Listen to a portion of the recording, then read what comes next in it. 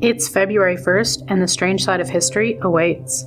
Today, we have a routine landing that ended in flames, a stadium transformed into a killing ground, and a crown placed on a boy's head while darker forces moved unseen. Let's begin. On February 1st, 1991, under the glow of runway lights in Los Angeles International Airport, two airplanes unknowingly drifted towards the same strip of concrete. U.S. Flight 1493, a Boeing 737 carrying 89 people, descended for a routine landing.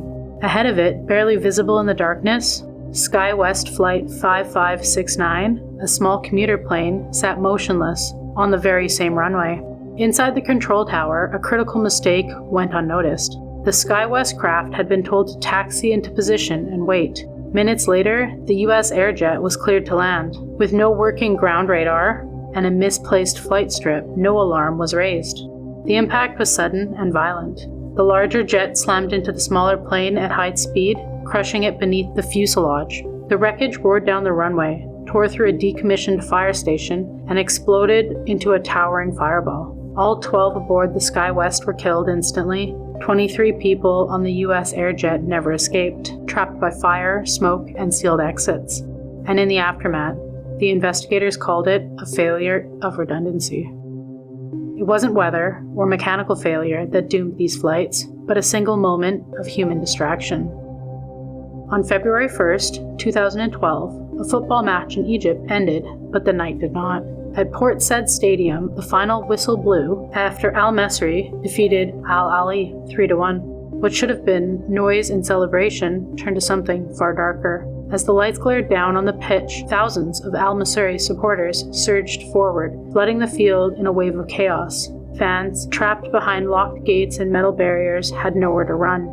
Clubs, stones, knives, fireworks, and bottles rained into the section. The exits were blocked, and the stadium lights stayed on, illuminating the panic instead of escape.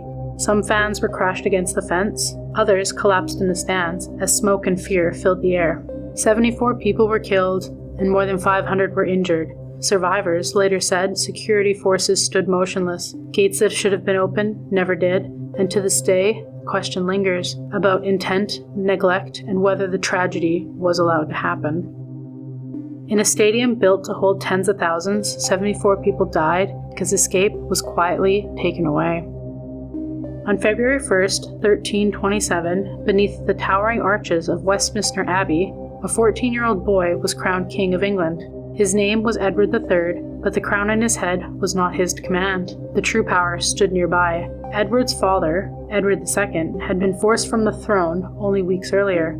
Abandoned by his allies and stripped of authority, he was now a prisoner hidden away, where he would soon die under suspicious circumstances. Behind the boy king stood his mother, Isabella of France, known to history as the She-Wolf of France. Beside her, her lover and enforcer, Roger Mortimer. Together, they ruled through fear, greed, and quiet executions. For 3 years, England belonged to the regents, until at 17, Edward struck back, launching a coup of his own, executing Mortimer and silencing his mother.